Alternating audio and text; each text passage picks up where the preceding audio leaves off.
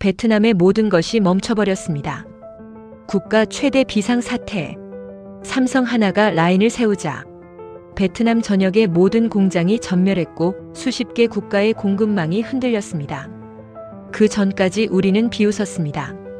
한국은 규제가 과하다, 삼성은 비용만 키운다, 50조 배터리 리콜은 쇼에 불과하다고. 하지만 3개월 뒤 베트남은 여전히 멈춰 있었고 삼성만이 다시 움직이고 있었습니다. 왜 삼성만 살아남았는지, 왜 한국만 멈추지 않았는지 그 답은 50조 원이라는 숫자 뒤에 숨어 있었습니다. 이건 한국과 베트남 그리고 삼성에 대해 우리가 너무 늦게 깨달은 이야기입니다.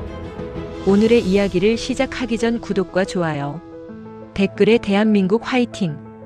이라고 한국을 응원해주세요. 안녕하세요. 저는 글로벌 공급망 리스크 컨설턴트 마르코 델라코스타입니다. 국제 공급망 리스크 브리핑이 열리던 그날 회의실 분위기는 처음부터 묘했습니다. 베트남 정부 관계자, 유럽 쪽 산업 분석가들, 글로벌 완성품 기업 담당자들이 한자리에 모여 있었지만 공기는 무겁기보다는 느슨했어요. 이미 결론을 내려놓고 확인 절차만 남겨둔 사람들처럼 보였습니다. 그날의 주제는 배터리 리콜과 관련된 국가별 대응 능력이었고 자연스럽게 한국과 삼성 이야기가 테이블 위로 올라왔습니다. 처음 던져진 숫자는 리콜 건수였습니다. 삼성이 자체 보고한 배터리 리콜 관련 데이터는 다른 나라 기업들보다 훨씬 많았습니다. 회의장 한쪽에서 작은 웃음이 흘러나왔죠. 숫자가 많다는 건 곧 문제가 많다는 뜻이라는 분위기였습니다. 베트남 쪽 참석자 몇 명은 고개를 끄덕이며 메모를 했고 누군가는 리콜 비용 추정치를 계산기 두드리듯 이야기했습니다. 그 수치만 놓고 보면 삼성은 가장 비효율적인 기업처럼 보였습니다. 이상했던 건 그 다음에 이어진 반응이었습니다. 누군가 한국 기업들은 안전을 명분으로 숫자를 과장하는 경향이 있다고 말했습니다. 배터리 리콜을 지나치게 세분화해 보고함으로써 책임을 분산시키고 규제기관의 시선을 관리하려는 전략이라는 식이었죠. 그 말에 회의장 분위기는 더 가벼워졌습니다. 마치 이미 검증된 통설을 다시 확인한 것처럼요. 저 역시 그때는 크게 의심하지 않았습니다. 글로벌 공급망을 다니다 보면 숫자를 포장하는 사례는 흔했고 한국 기업들도 예외는 아니라고 생각했으니까요. 베트남 쪽 담당자가 흘리듯 말한 한마디가 기억납니다. 한국은 항상 기준을 높여놓고 그걸 자랑한다는 이야기였습니다. 비용이 늘어나는 구조인데도 효율적이라고 착각한다는 뉘앙스였죠.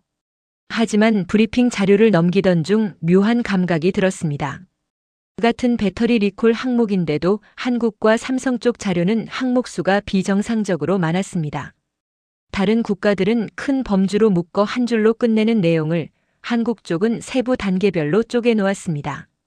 단순히 숫자를 늘린 게 아니라 책임 위치와 시점을 지나치게 정확히 나눠두고 있었습니다. 회의장에서는 아무도 그 부분을 짚지 않았습니다. 관심은 오직 총액과 건수에만 쏠려 있었고 숫자가 크다는 이유로 한국은 이미 평가가 끝난 상태였습니다. 베트남 참석자들 사이에서는 은근한 안도감도 느껴졌습니다. 우리 쪽은 저 정도는 아니라는, 한국처럼 과도하게 규제를 끌어안지 않았다는 안심이었죠. 그때 저는 묘한 불편함을 느꼈습니다. 숫자가 많다는 이유만으로 문제라고 단정하기엔 그 숫자들이 너무 정교하게 배열돼 있었기 때문입니다. 리콜이라는 결과만 적어 놓은 게 아니라 공급망 어느 단계에서 어떤 기준이 작동했는지까지 기록돼 있었습니다. 그건 과장이 아니라 집요함에 가까워 보였습니다. 하지만 그날 회의는 그렇게 끝났습니다. 한국은 과하다, 삼성은 비용 구조가 비효율적이다, 배터리 리콜 데이터는 부풀려져 있다는 결론이 암묵적으로 공유된 채 말이죠. 아무도 틀렸다고 말하지 않았고 저 역시 그 자리에서는 입을 열지 않았습니다. 아직은 그냥 이상하다는 느낌 정도였으니까요. 다만 회의실을 나서면서 한 가지 생각이 머릿속을 떠나지 않았습니다. 만약 저 숫자들이 과장이 아니라면, 만약 저 세분화가 의미를 가진다면 우리가 보고 있는 건 실패의 증거가 아니라 전혀 다른 무언가일지도 모른다는 생각이었습니다. 회의가 끝난 뒤에도 그 숫자들은 사람들 입에 계속 오르내렸습니다.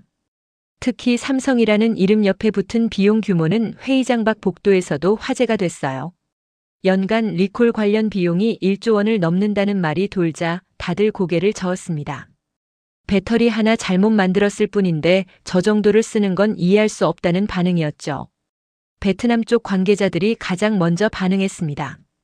그들은 한국 기업들이 안전이라는 이름으로 비용을 키운다고 말했습니다. 실제 문제보다 과하게 대응해 스스로 손해를 본다는 논리였습니다. 그 말 속에는 은근한 우월감이 섞여 있었어요. 우리는 저 정도로 호들갑 떨지 않는다는 식이었죠. 한 베트남 산업 관계자는 이렇게 정리했습니다. 삼성은 배터리 하나에 너무 많은 기준을 붙이고 너무 많은 절차를 만든다. 그래서 리콜도 많고 비용도 커진다.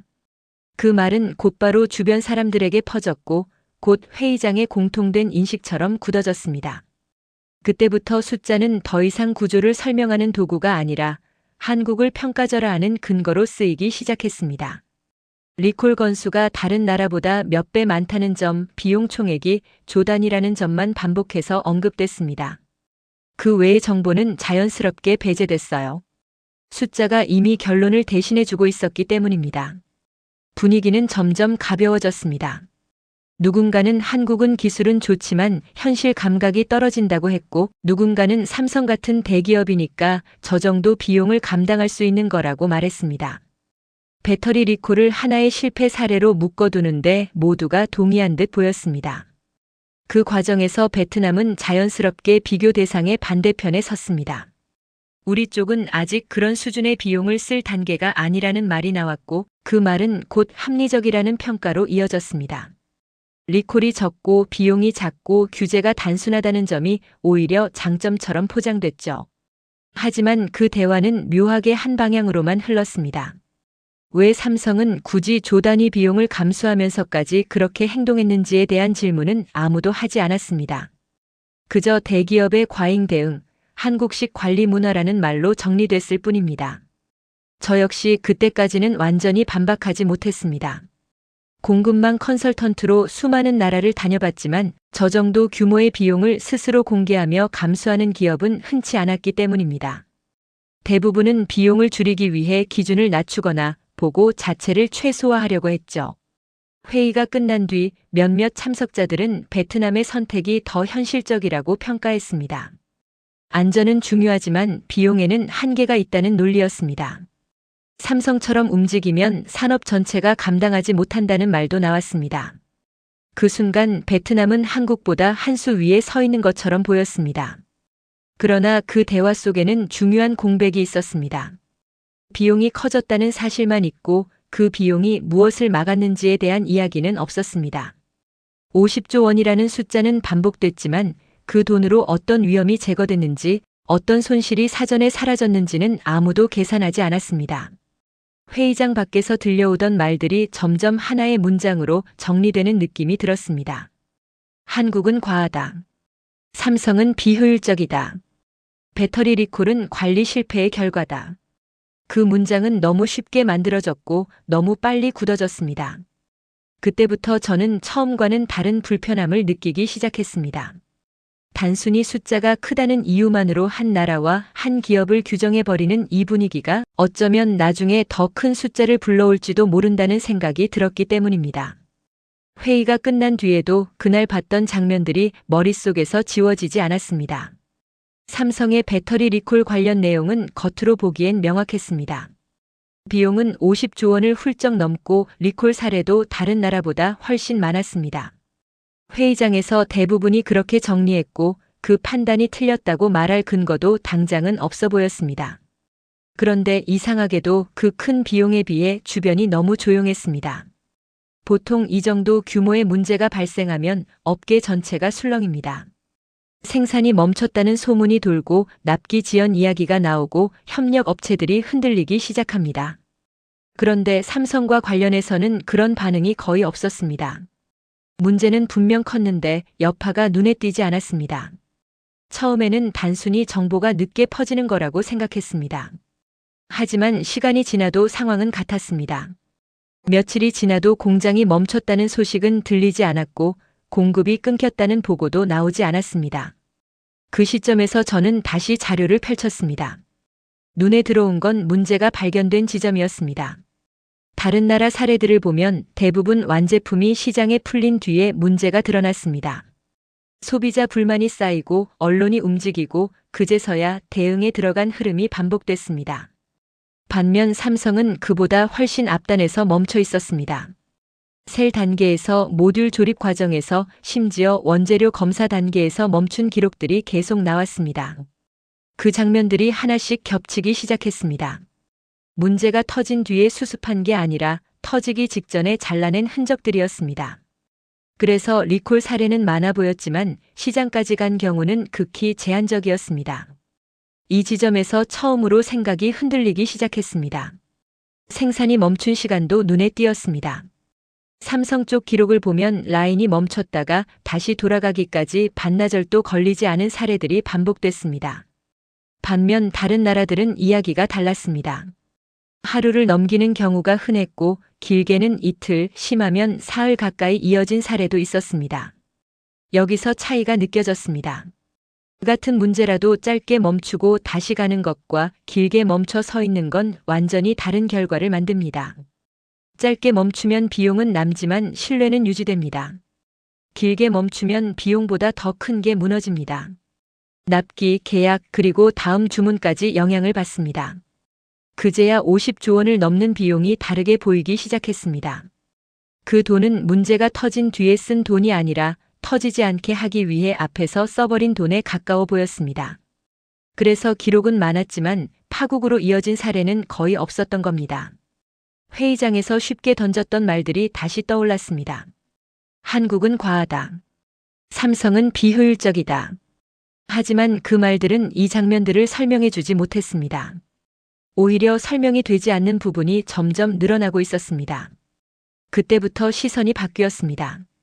총액이 아니라 흐름을 보게 됐고 결과가 아니라 멈춘 순간을 보게 됐습니다.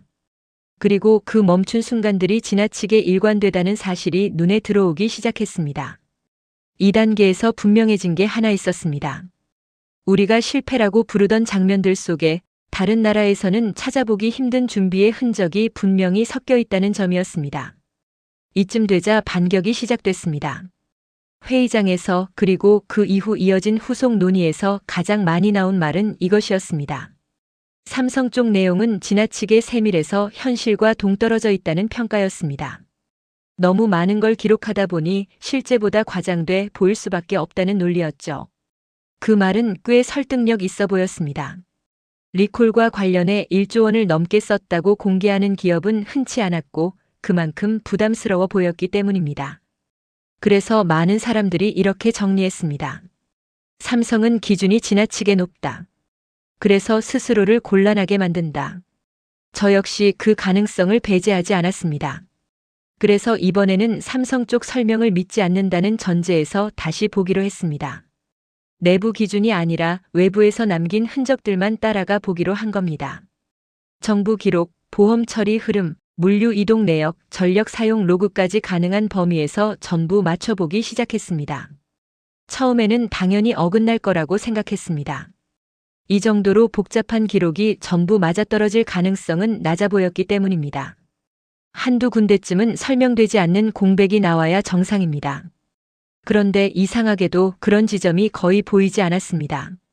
라인이 멈췄다고 적힌 시점과 실제 출하가 멈춘 시점이 거의 겹쳤습니다. 다시 가동됐다고 적힌 시점과 전력 사용이 정상화된 시점도 맞아떨어졌습니다. 멈췄다가 다시 돌아오기까지 반나절이 채 안 걸렸다는 기록은 여러 경로에서 반복해서 확인됐습니다. 그에 비해 다른 나라 사례들은 조금씩 흔들리기 시작했습니다. 보고서에는 하루 만에 정상화됐다고 적혀 있었지만 물류 기록을 보면 그 다음 날까지 출하가 없었던 경우가 적지 않았습니다. 또 다른 곳은 단순한 문제였다고 했지만 보험 처리 기간이 길게 이어졌고 협력업체 쪽에서는 납기 지연 이야기가 계속 흘러나왔습니다. 처음에는 사소한 차이처럼 보였습니다. 하지만 이런 장면들이 하나둘 쌓이자 방향이 달라지기 시작했습니다. 삼성 쪽 기록은 불리해 보이는 것까지 전부 드러나 있었고 다른 쪽 기록들은 유리한 부분만 남겨둔 느낌이 강해졌습니다. 여기서 다시 떠오른 장면이 있었습니다.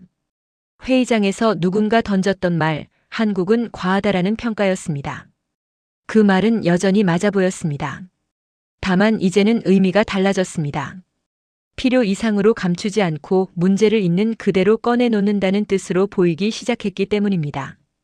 삼성은 문제를 줄여 보이게 만들지 않았습니다. 리콜이 발생하면 그 사실을 그대로 남겼고 비용이 커지면 그 부담도 숨기지 않았습니다. 그래서 기록은 커졌지만 흐름은 단순했습니다. 언제 멈췄고 언제 다시 움직였는지가 분명했습니다. 반대로 다른 쪽은 정반대였습니다. 겉으로 보면 깔끔했지만 안으로 들어갈수록 설명이 길어졌고 예외가 늘어났습니다. 한 번에 끝났다고 말하지만 실제로는 여파가 며칠씩 이어졌던 장면들이 계속 드러났습니다. 이 지점에서 판단이 뒤집혔습니다. 처음에는 삼성 쪽이 과장돼 보였는데 다시 보니 오히려 다른 쪽이 정리돼 보이게 만든 흔적이 더 많았습니다. 문제가 작아 보이게 만드는 대신 실제 충격은 뒤로 미뤄둔 구조였습니다. 그때부터는 시선이 완전히 바뀌었습니다. 어디가 문제를 숨겼는지가 아니라 어디가 문제를 끝까지 끌어안고 관리했는지를 보게 됐습니다. 그리고 그 기준에서 보면 끝까지 남아있는 쪽은 분명했습니다.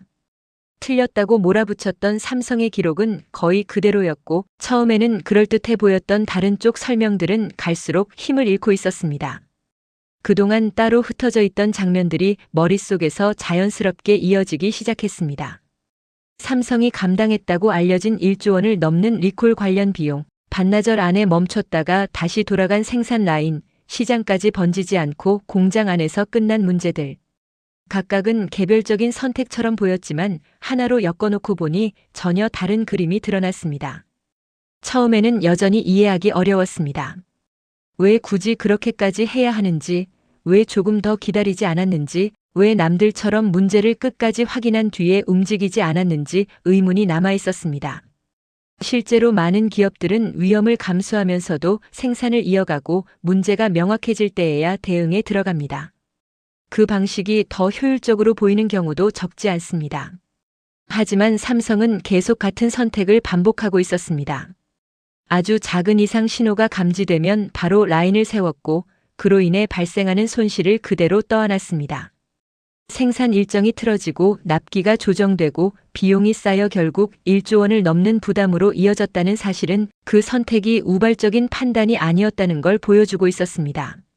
자연스럽게 다른 나라 사례들이 떠올랐습니다. 초기에는 거의 비용이 들지 않았던 곳들입니다. 문제를 끝까지 지켜보고 당장은 괜찮아 보이면 그대로 넘어갔습니다. 그 덕분에 단기간에는 손실이 없어 보였고 보고서상으로도 안정적으로 보였습니다. 겉으로 보면 삼성보다 훨씬 효율적인 운영처럼 보이기도 했습니다. 그러나 상황이 바뀌는 순간은 아주 갑작스러웠습니다. 문제가 시장으로 넘어가자 더 이상 공장 안에서 해결할 수 있는 일이 아니게 됐습니다. 판매가 멈추고 대규모 회수가 시작됐고 브랜드 전체가 흔들리기 시작했습니다. 이 과정에서 발생한 손실은 공장 내부에서 멈췄을 때와는 비교가 되지 않았습니다. 한 번의 조 단위 경우에 따라서는 그보다 더 커진 사례들도 이어졌습니다. 이 장면들을 떠올리자 삼성의 선택이 조금씩 다른 의미로 다가왔습니다. 문제를 완전히 없애려는 게 아니라 커지기 전에 잘라내려는 방식이었습니다. 그래서 리콜은 많아 보였고 비용도 컸습니다. 하지만 그 대신 한 가지를 확실히 지켰습니다.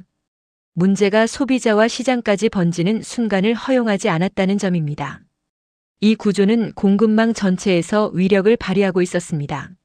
어느 한 공장이 멈춰도 다른 공장이 바로 이어받을 수 있도록 평소부터 여유를 남겨둔 설계였습니다. 완전히 멈추는 상황을 만들지 않기 위해 일부 비효율을 감수하는 방식이었습니다.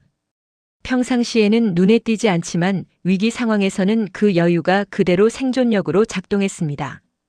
회의장에서 비웃음의 대상이었던 그 기준들이 어느 순간부터는 질문의 중심으로 옮겨와 있었습니다.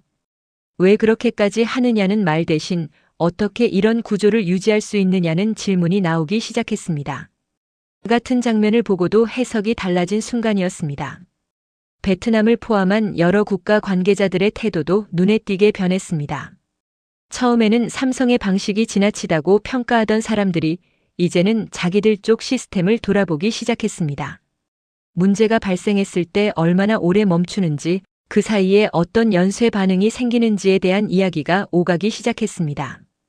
여기서 하나의 사실이 분명해졌습니다.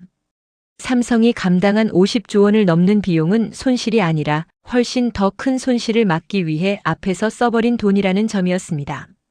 당장은 아파 보이지만 시간이 갈수록 가장 덜 아픈 선택이었던 셈입니다.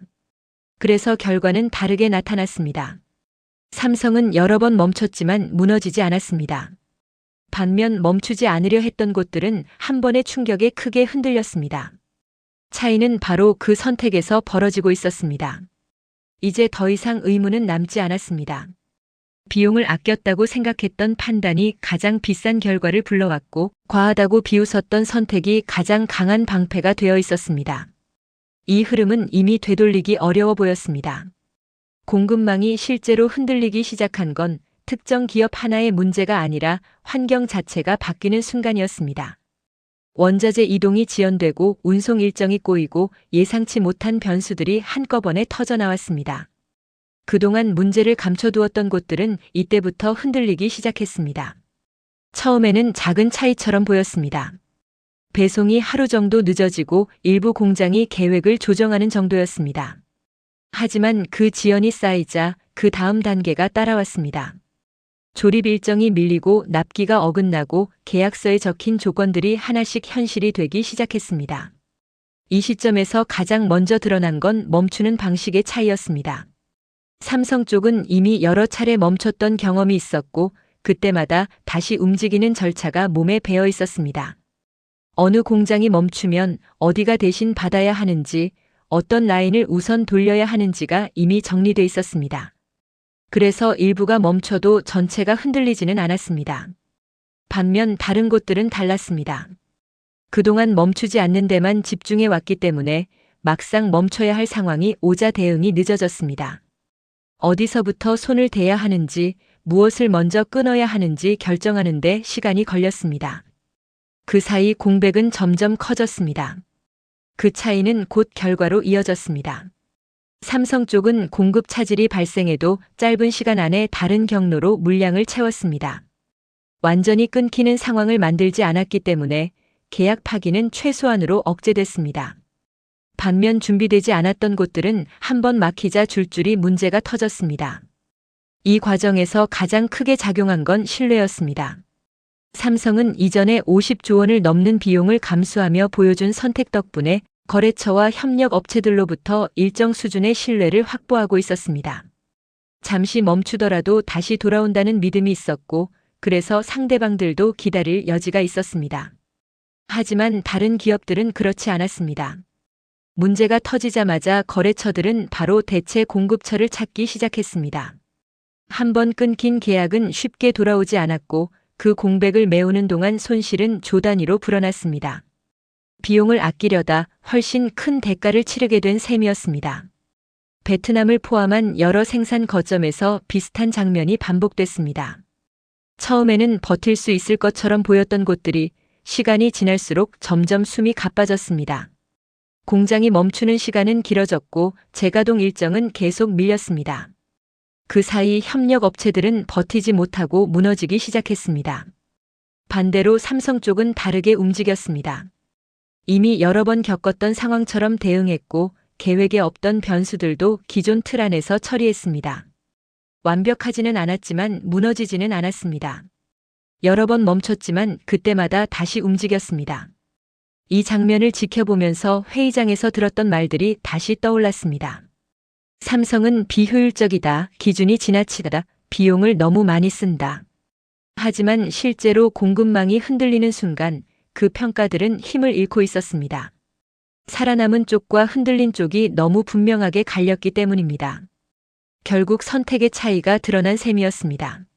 멈추지 않으려다 한 번에 크게 흔들린 쪽과 여러 번 멈추는 걸 감수하며 끝까지 버틴 쪽.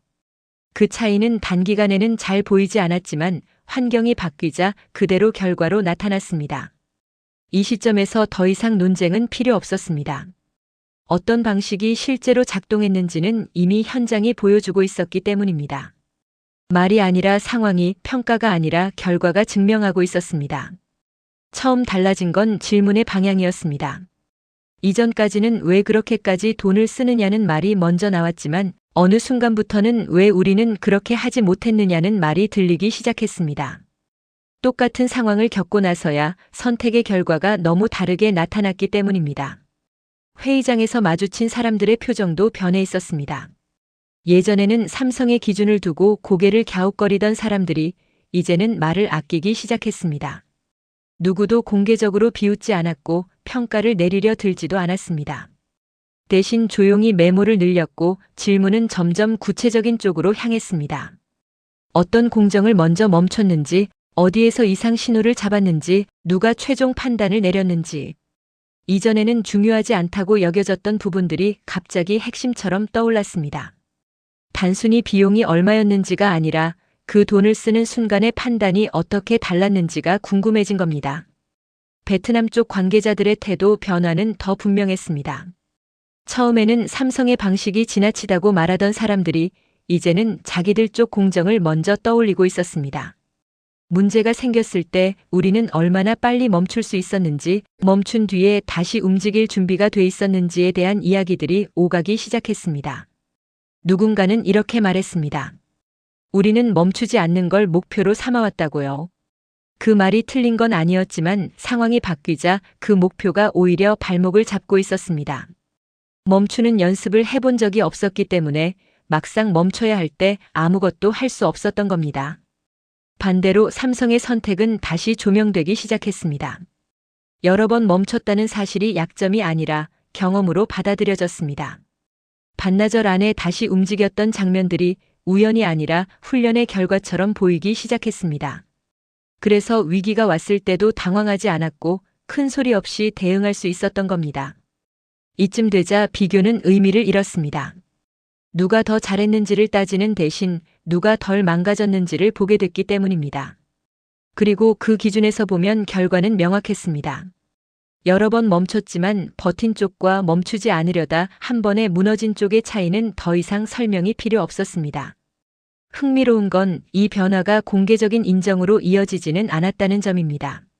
누구도 공식적으로 입장을 바꾸지 않았고 과거의 말을 취소하지도 않았습니다. 대신 회의가 끝난 뒤에 대화가 달라졌습니다. 공개석상이 아니라 복도와 식사 자리에서 질문이 이어졌습니다. 그때 오간 말들은 대체로 비슷했습니다. 그 구조를 어떻게 만들었느냐, 얼마나 오래 준비했느냐, 우리는 지금이라도 따라갈 수 있느냐. 이 질문들은 이미 답을 알고 있는 사람들의 질문처럼 들렸습니다. 지금 당장 흉내 낼 수 있는 수준이 아니라는 걸 본인들도 느끼고 있었기 때문입니다. 그날 이후 삼성의 방식은 더 이상 특별한 사례로 취급되지 않았습니다. 비웃음의 대상도 예외적인 선택도 아니었습니다. 대신 기준점처럼 언급되기 시작했습니다. 우리가 아직 도달하지 못한 지점, 하지만 분명히 존재하는 한 지점으로 말입니다. 이 변화는 조용했지만 분명했습니다. 말이 바뀌지 않아도 태도가 바뀌었고 시선이 옮겨갔습니다. 그리고 그 시선은 더 이상 결과에 머물지 않았습니다. 자연스럽게 원인과 구조로 이동하고 있었습니다. 그 흐름 속에서 처음에 던졌던 평가들은 힘을 잃고 있었습니다. 과하다는 말도 비효율적이라는 말도 더 이상 사람들을 설득하지 못했습니다. 실제로 버틴 쪽이 누구였는지 현장은 이미 보여주고 있었기 때문입니다. 이제 남은 건 하나뿐이었습니다. 이 선택이 일시적인 예외로 끝날지 아니면 새로운 기준으로 자리 잡을지. 그 갈림길 앞에서 사람들은 더 이상 웃지 않았습니다. 조용히 계산하고 자기들 상황을 대입해보기 시작했을 뿐입니다. 마지막에 남은 건 숫자도 보고서도 아니었습니다. 사람들의 기억 속에 가장 오래 남은 건 한 장면이었습니다. 다들 공급망이 흔들리던 그 시기에 어디는 불이 꺼지고 어디는 문이 닫히고 어디는 연락이 끊겼다는 이야기들이 쏟아졌습니다. 그런데 유독 삼성과 관련된 이야기만은 방향이 달랐습니다. 멈췄다는 말은 있었지만 사라졌다는 말은 없었습니다. 손해를 봤다는 이야기는 있었지만 포기했다는 이야기는 들리지 않았습니다. 그 차이는 시간이 지날수록 더 분명해졌습니다. 한 번 무너진 곳들은 회복을 이야기해야 했고 버틴 곳들은 다음 계획을 이야기하고 있었습니다. 베트남을 포함한 여러 나라 관계자들이 가장 당황했던 지점도 바로 그 부분이었습니다. 삼성은 위기를 기회로 바꾸겠다고 말하지 않았습니다. 대대적인 홍보도 없었고 공격적인 메시지도 없었습니다. 그저 평소와 다르지 않게 움직였을 뿐이었습니다. 이미 여러 번 멈췄고 이미 여러 번 다시 움직여봤던 것처럼요. 그 과정에서 자연스럽게 대비가 됐습니다.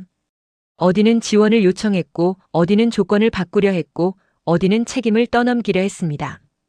반면 삼성은 그런 움직임을 거의 보이지 않았습니다. 이미 감당할 몫을 계산해 두었고 이미 감수할 비용을 앞에서 써버렸기 때문입니다. 50조 원을 넘는 비용은 그 계산의 일부였을 뿐이었습니다. 시간이 지나자 그 선택의 무게가 서서히 설명되기 시작했습니다. 문제가 터진 뒤에 쓰는 돈은 방향을 바꾸지 못합니다. 이미 신뢰가 무너진 뒤에는 얼마를 써도 예전으로 돌아가기 어렵습니다. 하지만 문제가 커지기 전에 쓰는 돈은 이야기가 달랐습니다. 겉으로는 손해처럼 보이지만 뒤에서 무너질 것들을 조용히 지워버립니다. 그래서 결과는 다르게 남았습니다. 삼성은 여러 번 멈췄지만 여전히 거래 목록에 남아 있었습니다. 반면 한 번에 크게 흔들린 곳들은 그 이후로 이름이 잘 언급되지 않았습니다. 계약서에서 빠졌고 계획에서 밀려났고 회복을 이야기하는 자리로 옮겨갔습니다. 이 장면을 지켜보며 떠오른 말이 하나 있었습니다. 복수하지 않았다는 말입니다. 삼성은 누구를 탓하지 않았고 누구에게 책임을 묻지도 않았습니다. 대신 선택으로 보여줬습니다. 어떤 방식이 끝까지 남는지, 어떤 판단이 시간이 지날수록 힘을 가지는지 말입니다. 베트남 쪽에서도 비슷한 이야기가 돌기 시작했습니다. 처음에는 아쉽다는 말이었고 그 다음에는 놓쳤다는 말이 나왔습니다. 그리고 마지막에는 배웠다는 말이 조심스럽게 이어졌습니다. 누구도 공개적으로 인정하지는 않았지만 다들 알고 있었습니다. 이건 단순한 기업 하나의 문제가 아니라 시스템의 차이였다는 걸요. 삼성이 특별해서가 아니었습니다. 돈이 많아서도 아니었고 운이 좋아서도 아니었습니다. 이미 여러 번 멈춰보았고 그 선택의 결과를 감당해봤기 때문에 가능했던 일입니다. 그래서 위기가 왔을 때 새로운 결정을 내릴 필요가 없었습니다. 이미 해왔던 대로 움직였을 뿐입니다. 이 이야기를 곱씹다 보면 하나의 결론에 닿게 됩니다. 가장 비싸 보였던 선택이 결국 가장 싸게 끝났다는 사실입니다. 당장은 아프지만 오래 남는 방식. 바로 그 차이가 모든 결과를 갈랐습니다. 그래서 이 이야기는 삼성만의 이야기가 아닙니다. 어떤 나라가, 어떤 기업이, 어떤 조직이 위기를 대하는 방식에 대한 이야기입니다. 멈추는 걸 두려워할 것인지, 멈추는 연습을 할 것인지. 그 선택은 평소에는 드러나지 않지만 환경이 바뀌는 순간 그대로 결과로 나타납니다. 조용히 버틴 쪽과 크게 흔들린 쪽. 말이 아니라 상황이 모든 걸 말해주고 있었습니다. 만약 같은 상황이 온다면 우리는 어떤 선택을 하게 될까요?